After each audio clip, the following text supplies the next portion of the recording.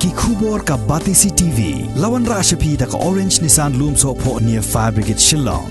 Kawai ka Trok kit Rnga ka bamdan number satya haka step perngap jong ka arpo tarik ubna risau arajar arpuway kala kala khongpong ha Surokbah Hajan ka snong Saiden hari Bhoi district hadin bakalalai tenra ya ka kenro rit ne u divider ba penyaklat ya ka Surokbah National Highway 6 hagani ka Nongñiah Nongñiah bat unong boat jong ka Trok kila Phet krat yalade ne ka jaka